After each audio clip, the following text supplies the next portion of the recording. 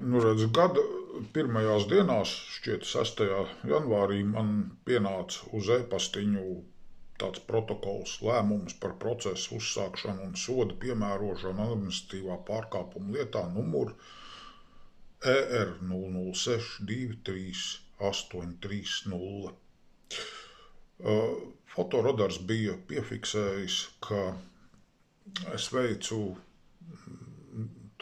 pārkāpumu, ceļu satiksmes noteikumu pārkāpumu Rīgā. Es gribu pilnīgi noteikti piekrist, ka šādu pārkāpumu es veicu, jo man nebija variantu to neveikt. Rekets. Vairāk nekas radiet apstākļus, kad man ir iespēja nepārkāpt noteikumus. Mans pārkāpums schematiski. Braucu es pa Jūrmalas gatvi. Šeit es apgriezos braukšanai pretējā virzienā ar domu šeit veikt labo pagriezienu. Tāda man bija vēlēšanās. Bet šeit ir jāiestājas vispirms labajā joslā, tad ir jāsagaida zaļā gaisma papildu sekcijā, un tikai tad es drīkstu te braukt pa labi.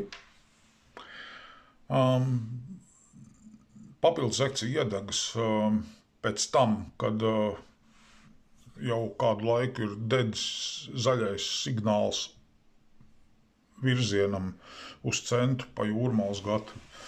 Pa kreisi tajā pusē, tātad uz to pusi, ir satiksmes pārvads pār Bolderājas dzelzceļu un tramvajas sliedēm.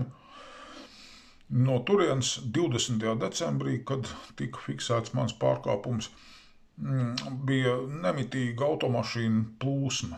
Es sagaidīju, kad šeit atbrīvosies, šeit ir sabiedriskā transporta pieturvieta, es sagaidīju, ka te atbrīvosies, nebūs nekāda tramvaja, nebūs nekāda autobusa, kas arī tur brauc pa sliedēm, ne no vienas, ne no otras puses, kad šeit vēl mašīnas no tilta nebija pavisam tuvu, bet viņas tuvojās, es iebraucu tajā vidējā joslā, kas bija tajā brīdī brīva, kā es parasti daru, jo es tur netālu strādāju un man šis krustojums ir perfekti zināms.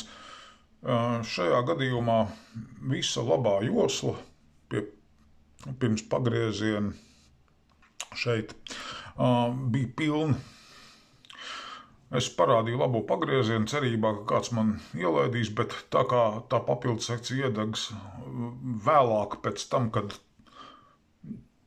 sanāk tā, ka es traucēju vienkārši šiem pats atrasdamies nobloķējis to vidējo joslu, kurai ir zaļā gaisma. Es esmu nobloķējis viņu tikai tāpēc, ka man vajag tur pa labi, bet tie, kas tur stāv viens otram rindiņā galā, šeit tajā labējā joslā, viņi tak nevar man ielaist tur, kādā veidā tas ir iespējams.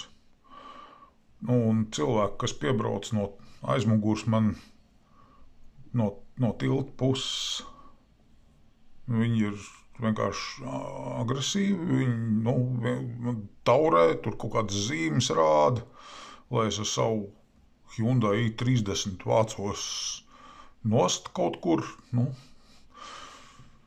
Es pabraucu uz priekšu, šeit sagaidīju, kad uz gājēju pārējas vairs neviena nav, šeit man ir iespēja vēl braukt, te ir zaļā gaisma.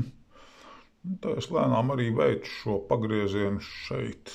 Tas bija mans pārkāpums. Tā nedrīkstēja darīt, es arī parasti tā nedaru. Es apzinos, ka esmu te kļūdījies, bet man nebija citu variantu. Es ļoti labprāt iestātos tā, kā es to parasti daru, tajā labajā joslā un gaidītu savu papildu sekcijas zaļo signālu. Šoreiz tam nebija lemts notikt, un es nezinu, kā būtu pareizi rīkoties.